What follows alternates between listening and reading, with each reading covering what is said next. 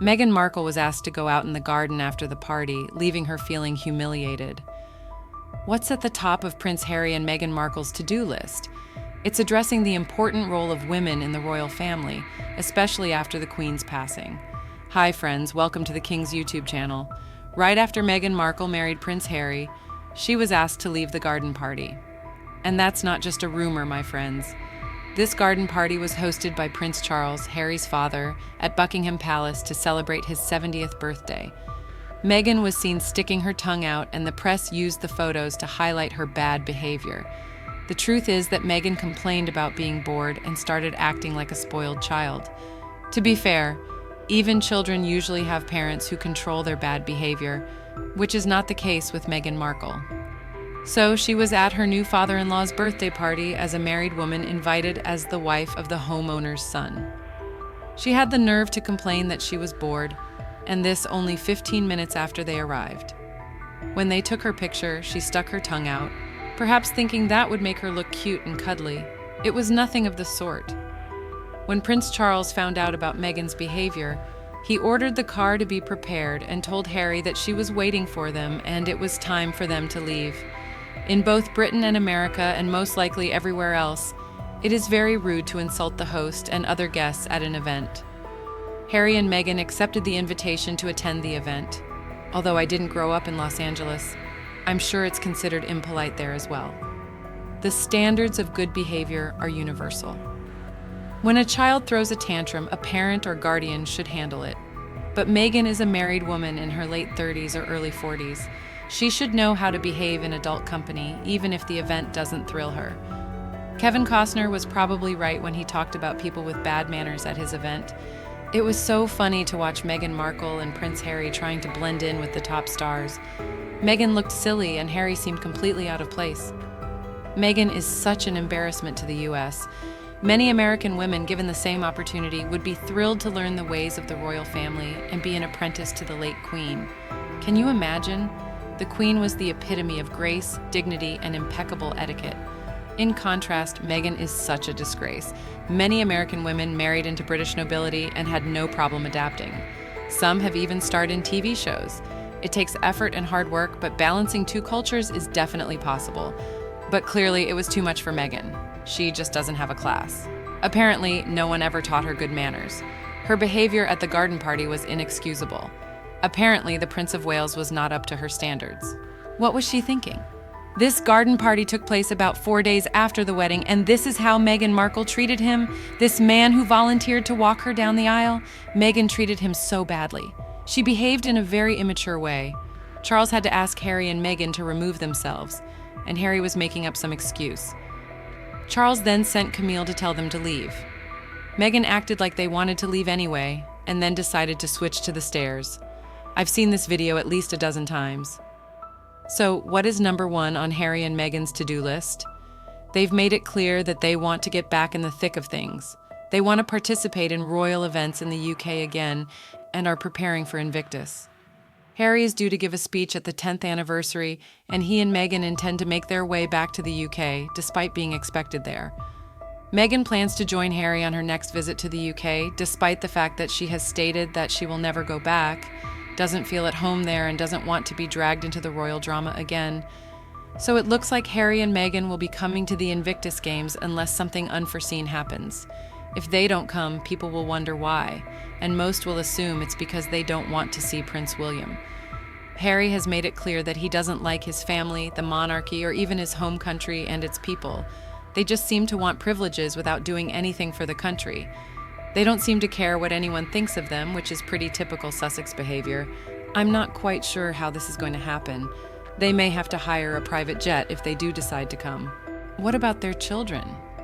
If they take them with them, I suppose they would have to take their parents with them as well, as minors entering the UK usually have to be accompanied by their parents.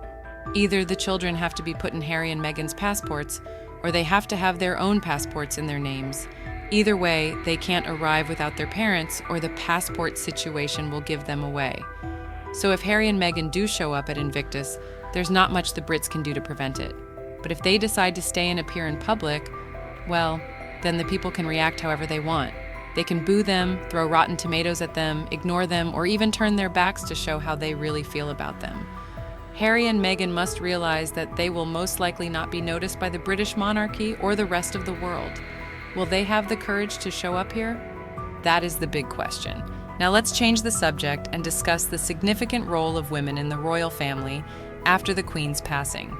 I've noticed lately that Sophie, the Duchess of Edinburgh, has become an influential figure in the royal family. She's stunning, isn't she? She only seems to get more beautiful with age, like Catherine, Princess of Wales. Sophie is also a devoted wife and mother, and her children seem very well behaved. And the best part? They're not invisible. Even if the recognition of her talents and ability to handle crises came a bit later than in the royal drama, we can't deny it. She really stepped in and took charge when needed. Now she's gotten her chance to really shine, and we're all for it. The late Queen did a great job guiding and supporting these two women who some might call commoners. Catherine and Sophie have quietly accepted their roles in the royal family and have honed their skills over time. They finally get the recognition they deserve. They are making a name for themselves, representing the royal family and dealing with the problems left behind by the Queen's departure. And let's not forget Camilla. I know there was a time when many people disliked her because they saw her as a different woman. It's a sad situation. Charles still had feelings for someone he couldn't marry, and it caused a lot of problems in his marriage. Diana was young and longed for his love, but it just wasn't meant to be. They weren't right for each other. But we can't ignore the fact that Camilla plays an important role in Charles's life. She's the one who keeps him going. He genuinely loves her. Perhaps it is because of her that he continues to fulfill his responsibilities despite the dreaded diagnosis of cancer. Camilla is undoubtedly a strong and powerful woman who supports the king for better and for worse, in health and in sickness. She is like a silent partner in this marriage, providing unfailing support. Let's not forget Princess Anne either. She is truly remarkable. Just like her late mother, she, like the Queen, will never back down from her duties. It seems that these 4 senior female members of the royal family are the ones who really take charge and maintain order. They are definitely holding up the defenses. I think feminists around the world should admire them for their understated manner. They all step in when necessary and are not afraid to take action. Harry may be right that crisis brings families together, but I'm not so sure about that. I would say that crisis often brings out the best in families that are already tightly bonded. The Queen's deep affection for Sophie speaks volumes.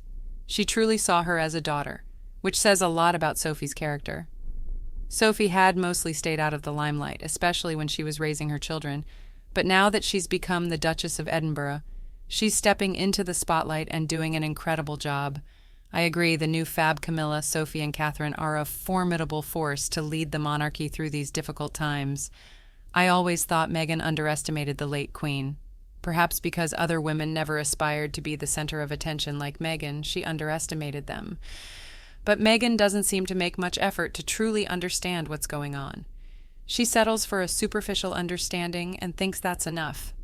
She has a hard time understanding the behavior of the British. It just doesn't comprehend her. She comes across as ignorant and rude. I completely disagree that Camilla is responsible for Diana's death. Their marriages were very complicated, but I believe Charles genuinely loved Diana. However, his love for her was different from what she needed. Regardless of Camilla's presence, Charles would not love Diana the way she deserved. Charles also had his own ambitions to eventually become king. Karma catches up with everyone, but seeing Camilla content and happy suggests that she wasn't entirely wrong. Both Camilla and Charles ended up marrying other people. After all, they were somewhat obligated to marry other people, and it seems that Camille really did love her husband. They also have children together. It's important to remember that Diana herself admitted on television that she was the first to cheat in her marriage. When Diana and Charles's marriage deteriorated and seemed beyond repair, Charles began to rekindle his relationship with Camilla. For her, the marriage was effectively over even before the divorce was finalized. Diana had other relationships during the divorce proceedings, but I believe that Charles only truly loved one woman, and that was Camilla. Diana, being young and coming from a dysfunctional family, was needy and emotionally unstable. She had many problems and was simply incompatible with Charles in many ways. Some aspects of her personality may not have been suitable for the life of the future queen. Sadly, Diana died because she was hit by a car with a drunk driver, not Camilla's fault. Did Camilla force Diana into multiple relationships while still married? That's unlikely. Diane herself admitted that she had her first affair. Was Camille responsible for Diane neglecting her children while she was in relationships with various questionable individuals? No. Did Camille force Diane into a car with a drunk driver? Again, no. Did Camille tell her not to wear a seatbelt while driving around Paris with a drunk driver? Absolutely not. Let's let Diana finally rest in peace. She is gone, and although her death was tragic, the world must move on, especially Harry. Well, friends, that's the main content of today's news. Did you find it interesting? What are your thoughts on it? Please share them in the comments below. And if you enjoyed this content, do like, share, and subscribe to the King's YouTube channel. Bye-bye.